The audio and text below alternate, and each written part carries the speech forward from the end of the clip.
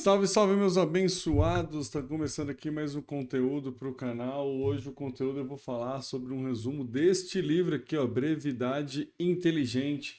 Num mundo onde a gente está sendo bombardeado por excesso de conteúdo, muita briga por atenção, muita informação produzida de forma pasteurizada, como que a gente se distancia disso e como a gente se defende disso, e principalmente como a gente se posiciona frente a isso. É sobre isso que eu vou falar nesse vídeo.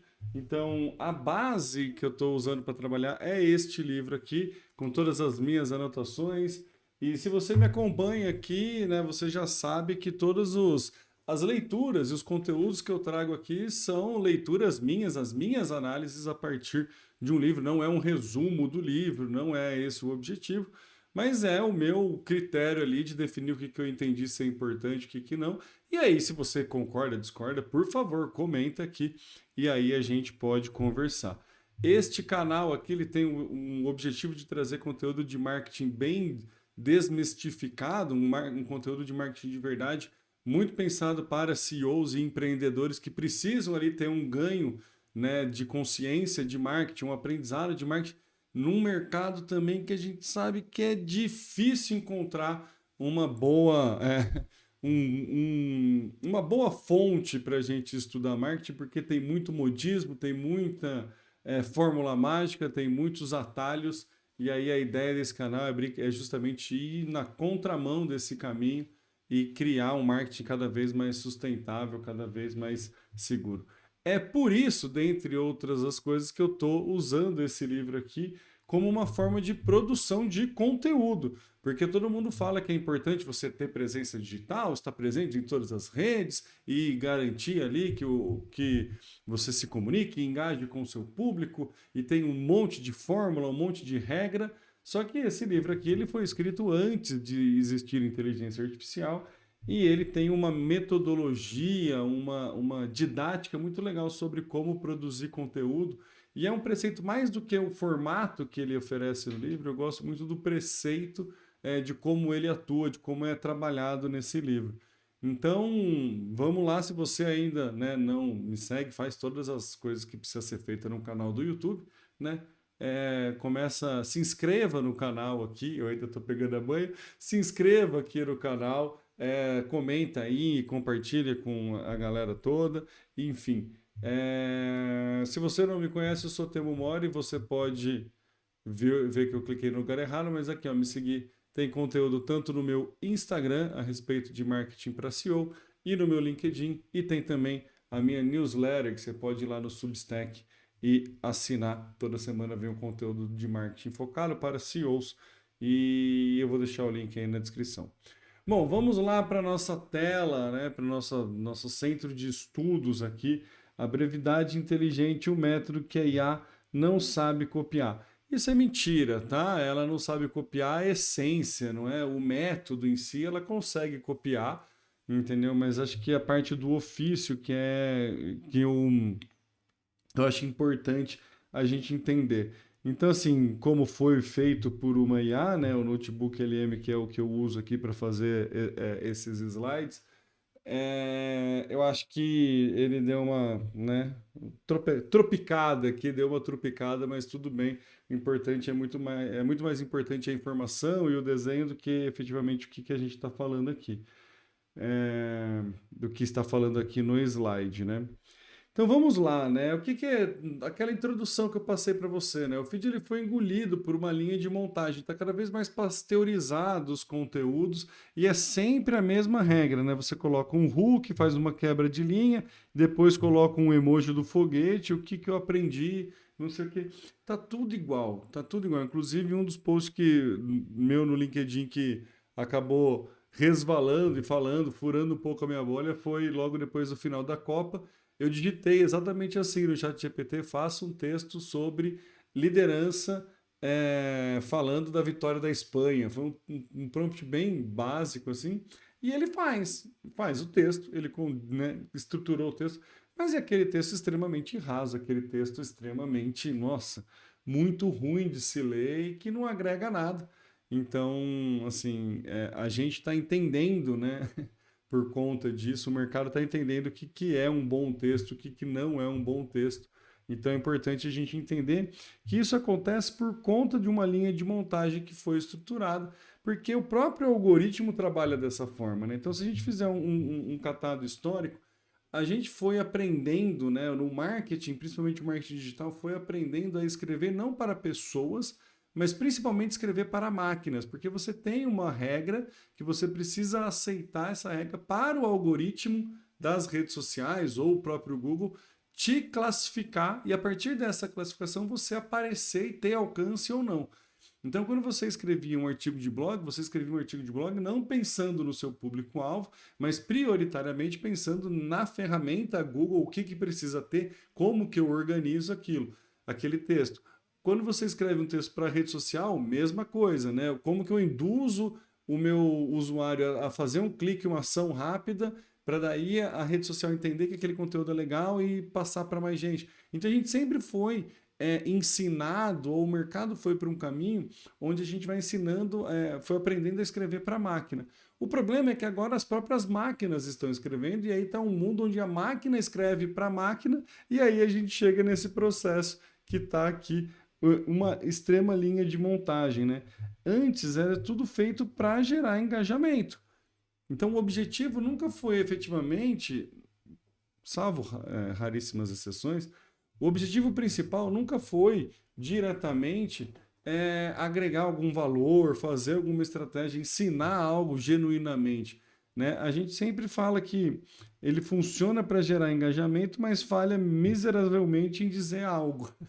Então, assim, tanto que os conteúdos que te agregam efetivamente, os conteúdos que você sai do conteúdo e fala, cara, agora sim eu tive isso aqui mudou minha forma de pensar, isso aqui me agregou, mudou minha forma de agir, são os criadores de conteúdo que você mais acompanha, que você mais considera uma autoridade do que efetivamente aquele galera que você só fica lá no scroll infinito e não agrega em nada. Então a gente tem que entender que o sintoma hoje, o momento que a gente está hoje, dia 3 de agosto, quando eu estou gravando de 2026, que eu estou gravando esse vídeo, a gente precisa entender que o mundo está pasteurizado por esses conteúdos criados por IA e está todo mundo caindo nessa bolha e está efetivamente entrando nessa linha de montagem. E isso é um problema, né? Porque quando a gente fala nesse contexto da brevidade inteligente, exige necessariamente um critério humano. Para você ser breve e para você conseguir ser objetivo e explicar a coisa com o menor número de palavras possíveis, de uma forma muito direta, é necessária muita inteligência e é necessário muito tato humano para você fazer isso, porque você vai, já estou dando um spoiler, você vai partir de um objetivo. A máquina, ela tende a pegar o que tem na internet e a partir do que tem na internet entender o que é relevante e o que não é e fazer essa construção. Só que a internet foi alimentada durante anos de conteúdo para máquinas. Então, assim, vai demorar um tempo para esse ciclo ser quebrado. E o que esse livro traz é uma forma de pensar diferente na produção de conteúdo que vai impactar diretamente o posicionamento da tua empresa. Então, assim, trazer esse olhar humano é cada vez mais importante. Então, assim, é muito mais importante o critério humano do que um prompt de comando. Ó, a IA errou aqui de novo, hein? Você vê que a agilidade foi mais importante do que o perfeccionismo aqui. Então, assim, quando a gente fala do brevidade, ele foi escrito por jornalistas de alto nível, tem mais de 200 páginas de técnicas e não tem nenhuma menção à inteligência artificial, porque nem existia ou nem era tão popular quando esse livro foi escrito. Tem todo um contexto no livro de como foi feito o estudo, né, para chegar nessas conclusões que eu vou falar. Eu vou cortar aqui, não que não seja importante, mas que a ideia é gravar o conteúdo de uma forma mais direta, então por isso eu vou passando por aqui. Então, assim, a verdadeira brevidade nasceu de uma escuta e não de uma preguiça editorial. Eu adoro essa parte porque assim, a gente fala muito que marketing é sobre pessoas e que marketing é sobre entender a necessidade dos outros, entender a demanda que os outros têm, para daí a gente resolver e sanar essas demandas. E quando a gente está escrevendo, a gente meio que não pensa nas outras pessoas, né? A gente fica muito no olhar nosso e a gente querer contar uma boa história e não necessariamente colocando a outra pessoa na frente. Então é interessante que esse método ele nasce de uma escuta e não dessa questão da preguiça. Porque o que, que eu chamo de preguiça editorial? Preguiça editorial é o prompt ruim que você faz lá no GPT e que escreve o texto de qualquer jeito. Isso é a preguiça editorial, né? O problema, eu costumo, né, gosto de falar isso, o problema não é que o conteúdo, não é o conteúdo ser feito por IA, o problema é o conteúdo ser ruim, né? Então, é, se o conteúdo é raso, ele é raso independente se for escrito por humano ou por uma inteligência artificial. Se o conteúdo te agrega, tem uma boa base, aí a inteligência artificial escreveu aquilo com base no ótimo contexto que você deu, maravilha, não tem problema nenhum. Então aqui ele fala, né, como surgiu esse modelo, né, em 2016, né, a Axios e a Político eram as empresas que os jornalistas aqui faziam parte, que era o Jim Van der Hey, Mike Allen e Roy Schwartz.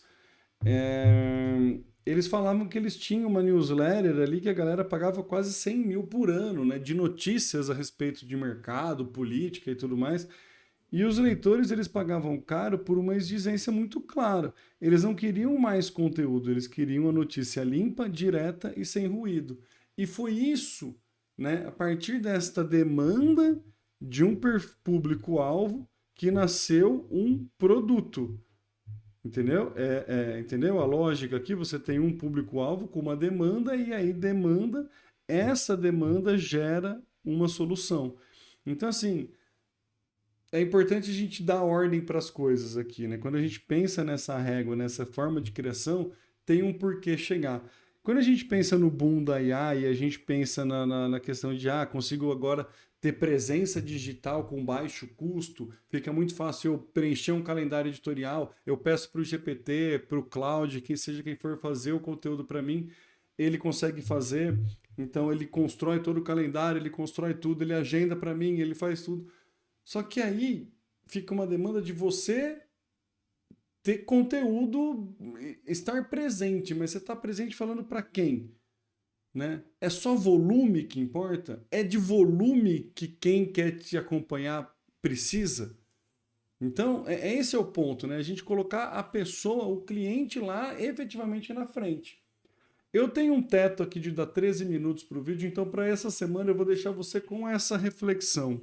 Você tem efetivamente, na hora que está escrevendo um texto, ou a agência, né, você é empresário, você é dono de empresa, entende que todo o teu conteúdo está pensando em quem lê ou está pensando em falar a respeito só da sua empresa para que tomara alguém leia e tomara alguém se encante e tomara alguém se interesse em ir atrás de você. Fica com essa aí, a gente se vê no próximo vídeo.